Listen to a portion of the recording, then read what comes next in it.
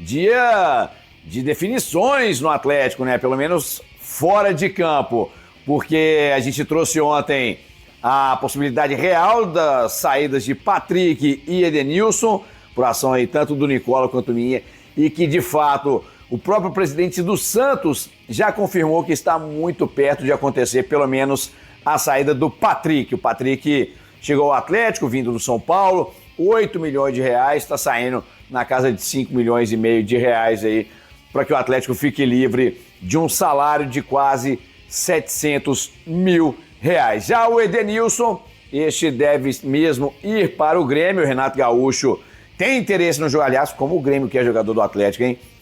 Falaram lá no Sul, no Igor Gomes, aí o Igor Gomes não deu certo, porque o Igor Gomes é um jogador que tem tido oportunidades aqui no Atlético. Aí falaram no Edenilson e agora os caras estão falando no Gemerson também. Ô, gente, peraí, não é filial não, você já tem o Pavon aí, dá uma segurada. Leva o Edenilson e fica beleza, viu? Todo mundo fica satisfeito, vocês e o torcedor atleticano também, já que o Edenilson é outro jogador que não caiu nas graças do torcedor atleticano e também dos próprios treinadores que passaram aqui pelo Atlético. O último, o Filipão até usou o Edenilson mais, mas no final já tinha ido para o banco de reservas.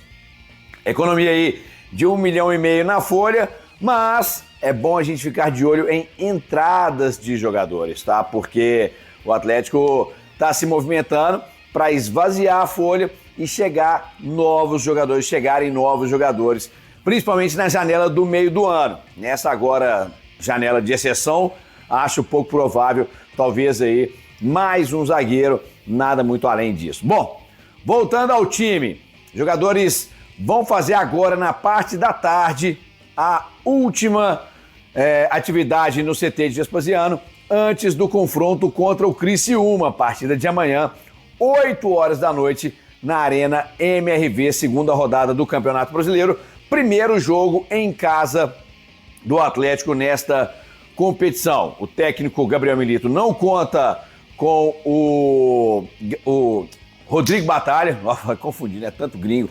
O Gabriel Milito não conta com o Rodrigo Batalha, expulso no jogo passado.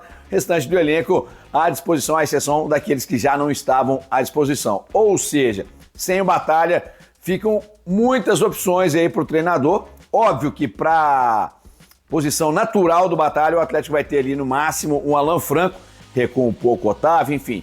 Agora, no meio campo ele pode colocar o Rubens, pode colocar o próprio Igor Gomes, o Scarpa é opção também ali pro meio. Enfim, algumas situações. Pode até voltar a jogar com 3 zagueiros, acho menos provável, até porque o Bruno Fux ainda não está 100% recuperado, mas opções tem o técnico Gabriel Milito para esse confronto de amanhã contra o Criciúma, que outrora lá atrás foi pedra no sapato do Atlético, tanto o Criciúma quanto o Juventude, que também está nesse campeonato, mas a partir de agora não, viu? Acabou, não vai ter esse negócio de pedra no sapato do Galo mais não, tá? Um abraço, CJ, amanhã a gente tá de volta com mais Galo e aí, o provável Galo também para este confronto contra o Criciúma. Até lá! Valeu.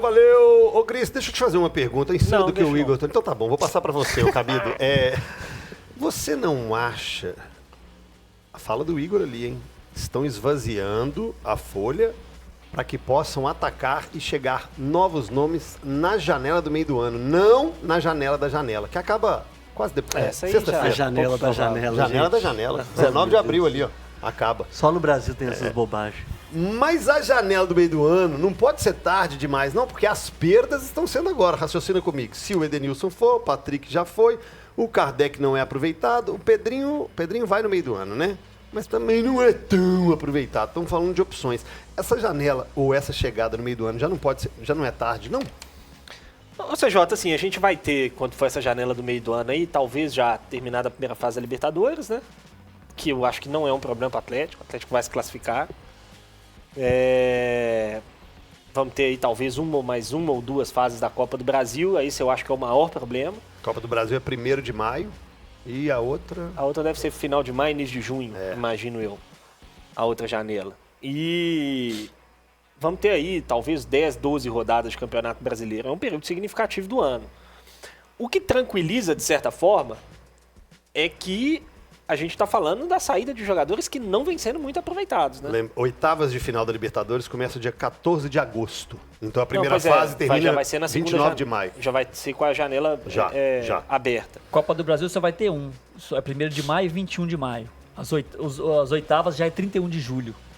O mercado já vai estar aberto há um mês, né? Que é julho, né? Isso. Então, assim, por mais que... É claro que vai ter um período significativo aí, a gente vai estar falando de 1/3 de campeonato brasileiro, talvez. Mas eu acho, repito, assim, eu acho que não preocupa tanto porque são jogadores que vêm sendo pouco aproveitados, né? É claro que quando a gente entrar numa sequência de jogos aí mais duras, eu falei um pouco a respeito disso ontem, né? De que o elenco está começando a ficar um pouco curto. Se a gente for olhar aí, o Milito ele tem mexido muito no time, né?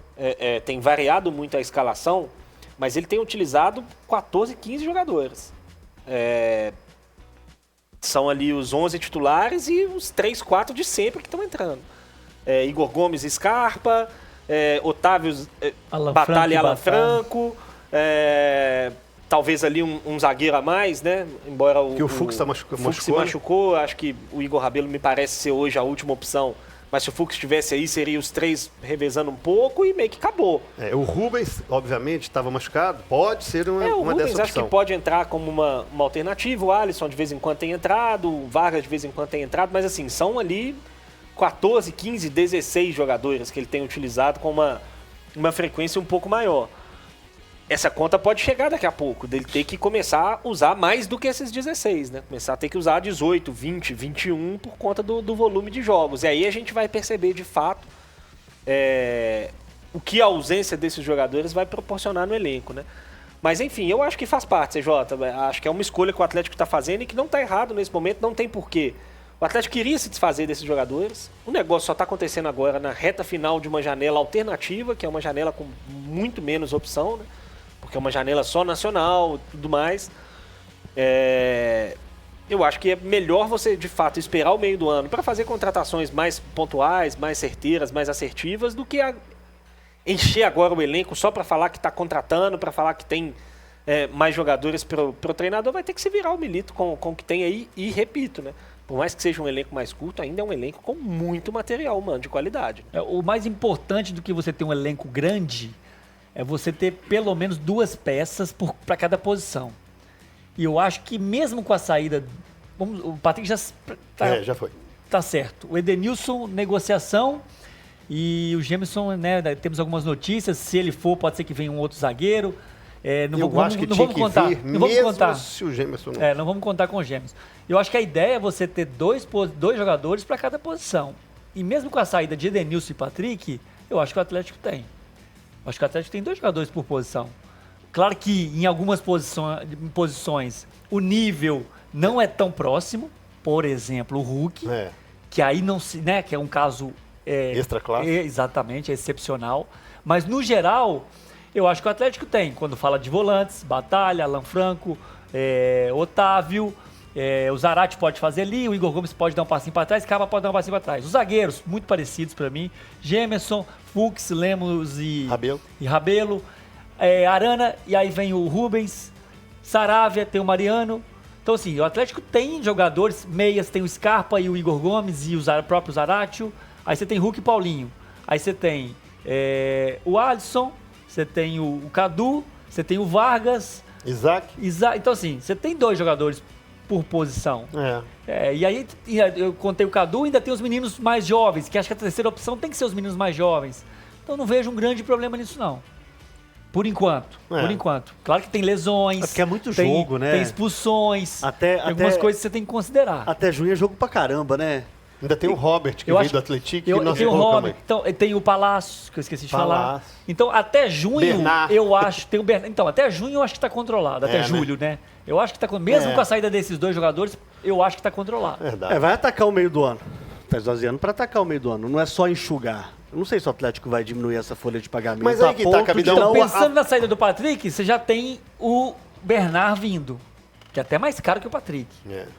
Agora eu pergunto pra você, então, Capitão. O ataque ao mercado tem que ser diferente? O que eu digo o Atlético tem que ir em jogadores como mais baratos e mais jovens, ou tem que ir atrás de jogadores prontos e mais caros? Então, depende muito do que o professor vai fazer com relação à la rotación, né?